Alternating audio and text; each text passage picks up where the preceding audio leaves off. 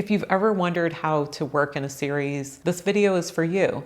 Today I'm going to talk about the process of creating the second large painting, and I feel like this second painting went a lot quicker than the first one and with less trouble. Hey everybody, welcome back to my channel.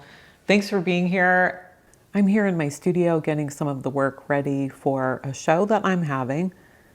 Let's talk about this second large painting that I did in my Marsh series. Because I had worked out some of the design choices for my other large painting that I did, I thought it would be fun to do two paintings to have hanging in my show. So here I am starting the second painting, and it's the same size as the first one, 40 by 72 inches. Strategically, this is kind of nice because if a collector is looking for a large painting, they have two to choose from. And artistically, I can work on both at the same time to make them similar but yet different. This Marsh painting was created from an area just outside of Charleston, and it's a really rich, diverse area for muddy, flat passages that I just find those shapes very interesting. I like the ebb and flow of the water. It's really fun for me when the big puffy clouds reflect, and I like the feeling of not only the moving water, but the grasses swaying, so that sense of movement. I hope to capture that in some of the paint passages.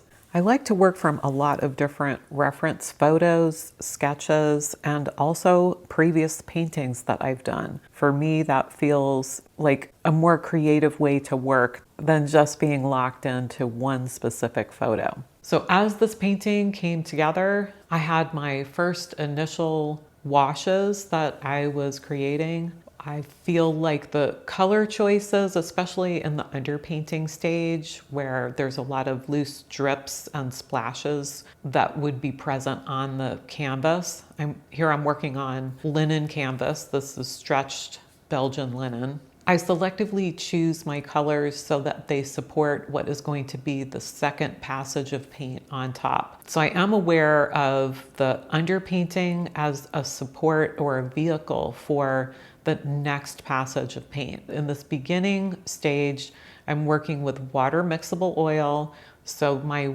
solvent for the oil painting is water. I am careful to let this fully dry before doing the second passage. It's good to be familiar with the materials that you're using and explore different ways of applying the paint. I am using a house brush, and this was just from the Home Depot store.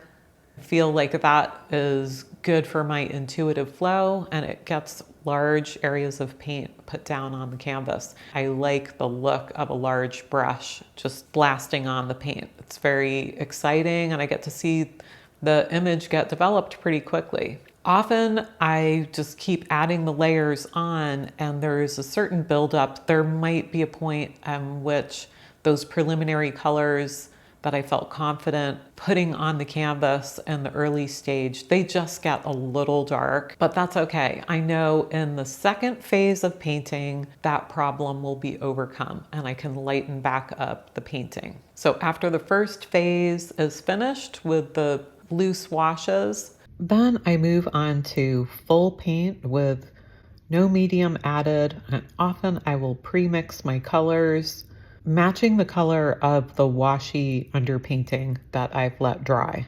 So the subsequent layer is going to be thicker and full paint. Let's review where I'm at right now in this transition from the first stage to the second stage. I've established some of my design, meaning the shapes and the distribution of light and dark in the painting. I've established where the horizon line is. For a marsh painting, that's very important.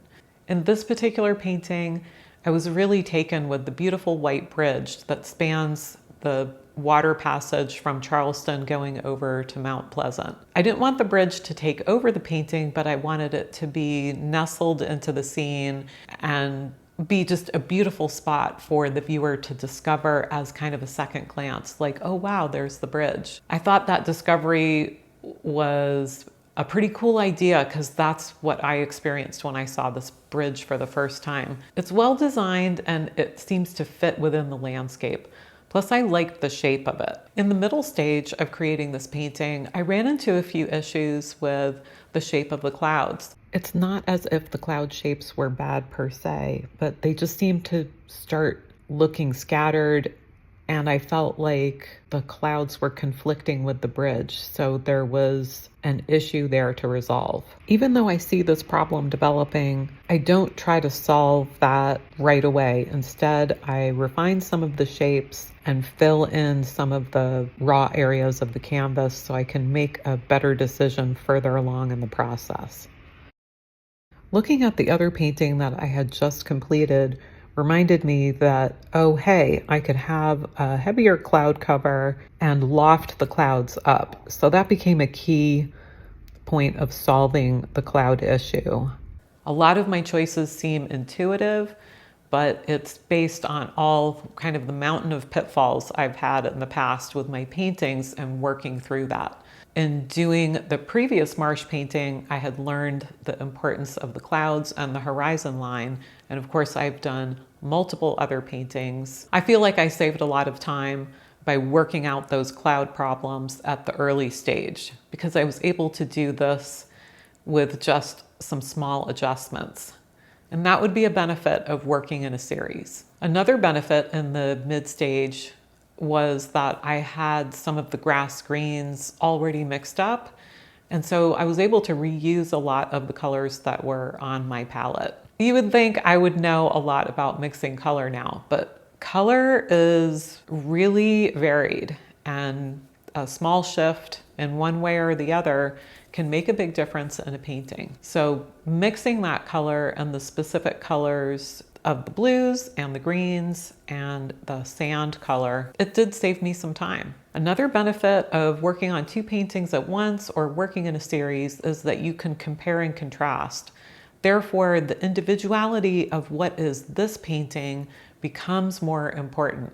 I feel like it's heightened, and I all of a sudden was thinking this painting is about the bridge and the clouds, but it's also about that ribbon of blue on the water. Therefore, this became a little bit less about the muddy flats on the grasses, even though they are present, and it's more of a staging area to sweep you into the distance and enjoy the horizon line of the painting. Here I am working on the final touches. I really liked the multiple layers that ended up developing, and a last part of finishing the painting was working on the shoreline. I don't want to add too many details or high contrast in this area because whatever happens in the mud flats is not competing with the primary focus of the clouds on the bridge.